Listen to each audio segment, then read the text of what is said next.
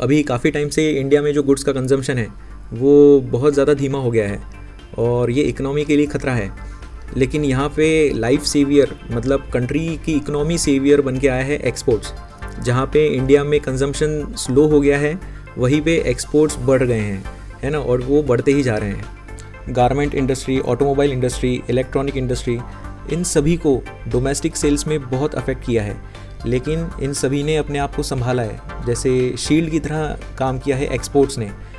Company जैसे Maruti Suzuki, Bajaj auto, Honda motorcycles and scooter, ITC, Arvind, Dixon, Dabur, Godrej consumers product, Marico और बहुत सारे।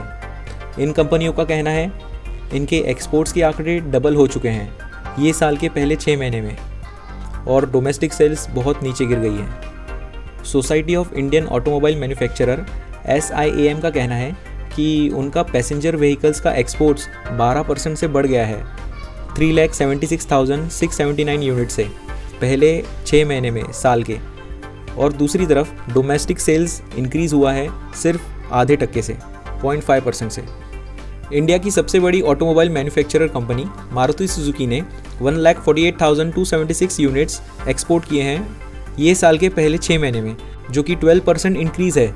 और वहीं पे उनकी डोमेस्टिक सेल्स में कमी आई है 0.3% से।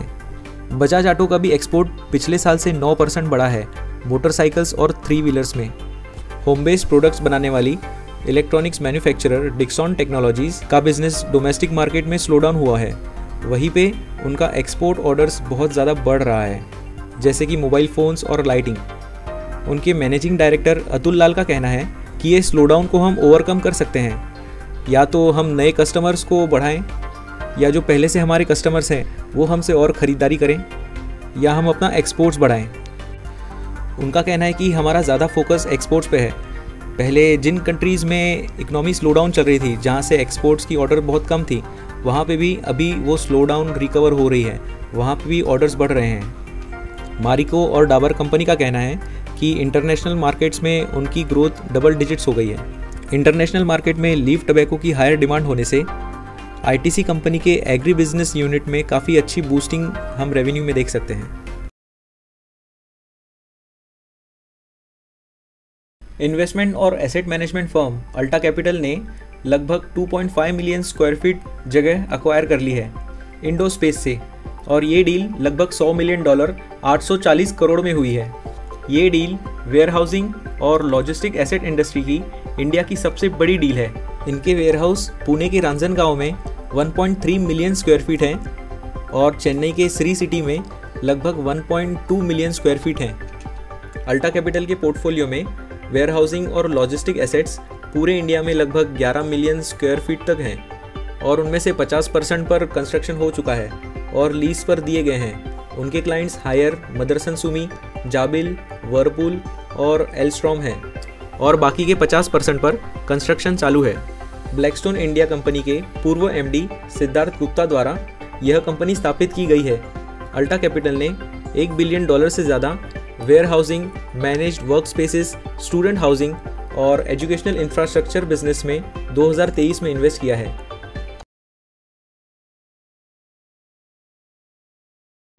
लेटेस्ट क्रिसिल की रिपोर्ट के अनुसार हम जो घर में खाना बनाते हैं उस एक वेजिटेरियन थाली की कीमत 20% बढ़ गई है।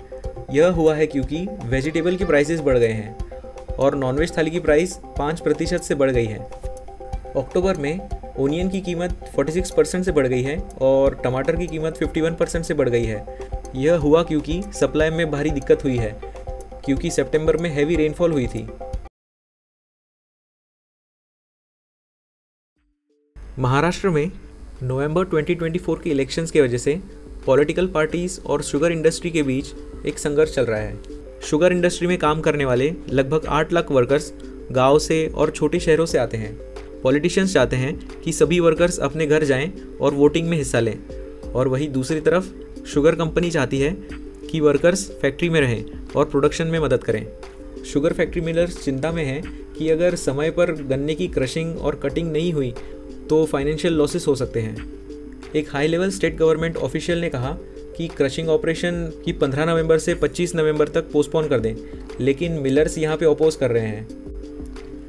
Waste Indian Sugar Mills Association विस्मा का कहना है कि अगर sugar cane crushing operation delay हुआ तो नेशनल इथेनॉल ब्लेंडिंग प्रोग्राम में इथेनॉल की सप्लाई कम पड़ जाएगी।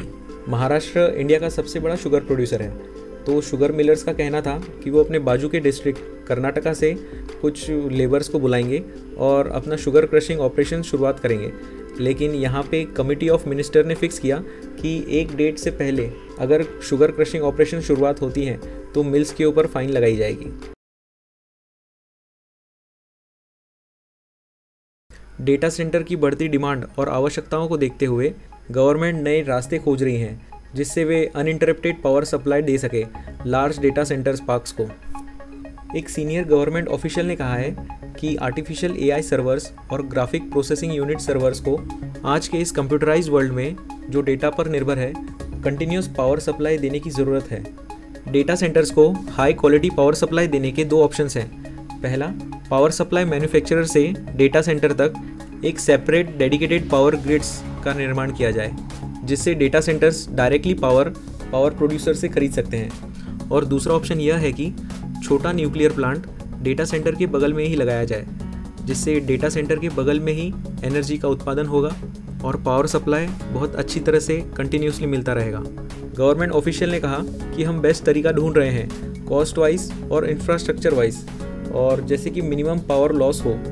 कंसल्टेंसी फर्म ICRA ने कहा कि आज के टाइम पे 2024 में इंडियन डेटा सेंटर्स की ऑपरेशनल पावर कैपेसिटी है 950 मेगावाट्स और 2026 से 27 तक यह बढ़ जाएगी 2000 से 2100 मेगावाट तक और इसे इन्वेस्टमेंट लगेगा 55,000 करोड़ का। ICRA के वाइस प्रेसिडेंट अनुपमा रेड्डी ने कहा कि आने वाले समय में डेटा की मांग बहुत ज़्यादा बढ़ने वाली है क्योंकि सस्ता डेटा टैरिफ प्लान्स, सस्ते स्मार्टफोन्स जिससे अफोर्डेबिलिटी बढ़ जाएगी और नई टेक्नोलॉजी और सोशल मीडिया का यूसेज, ई-कॉमर्स, गेमिंग और OTT प्लेटफॉर्म्स की वजह से।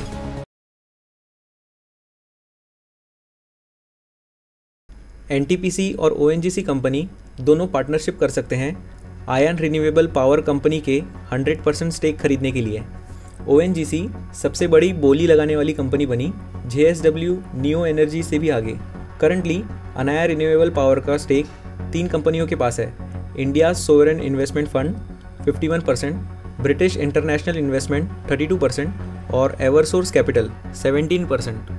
करंटली ONGC बार्गेनिंग कर रही है आयनास ओनर के साथ। अगर सब कुछ सही जाता है तो NTPC के साथ जॉइंट वेंचर करके वे दोनों 100% स्टेक खरीद लेंगे। NTPC और ONGC की subsidiary company NTPC green energy और ONGC ग्रीन एनर्जी दोनों में 50-50 जॉइंट वेंचर होगा और अगर यह जॉइंट वेंचर होता है तो वो और भी रिन्यूएबल एनर्जी एसेट्स अक्वायर करेंगे। लेकिन ये डील होने को ONGC और NTPC की आयाना रिन्यूएबल के साथ कुछ महीने लग सकते हैं क्योंकि JSW भी बार्गेन कर रहा है। गवर्नमेंट ने अनाउंस किया कि कस्टम ड्यूटी में छूट और GST रेट्स में कटौती की जाएगी 3 मुख्य कैंसर मेडिसिन के लिए बजट के दौरान। फिर उसके बाद NPPA national pharmaceutical pricing authority ने मेडिसिन मैन्युफैक्चरर को दरख्वास्त की कि इन 3 मेडिसिन की MRP कम की जाए जिससे पेशेंट्स को लाभ मिल सके। कैंसर के 3 महत्वपूर्ण मेडिसिन ट्रेस्टुजुमाब डेरेक्सटिकन, ओसिमर्टिनिब और दुर्वालुमाब। पहले गवर्नमेंट ने इन दवाइयों की कस्टम ड्यूटी 10% लगाई थी, फिर गवर्नमेंट ने पूरी कस्टम ड्यूटी नील कर दी और GST भी कम कर दी। फिर NPPA ने ड्रग मैन्युफैक्चरर्स को दरख्वास्त की कि आप भी इसकी MRP कम कर दें। ट्रास्टुजुमाब डेरेक्सटिकन ब्रीस्ट कैंसर के ट्रीटमेंट के लिए यूज़ होता है और इसके एक इंजेक्शन का कॉस्ट 100 mg 3 लाख है। ओसिमर्टिनिब टैबलेट लंग कैंसर के लिए यूज़ होती है और इसकी कीमत 20,000 पर बॉटल है।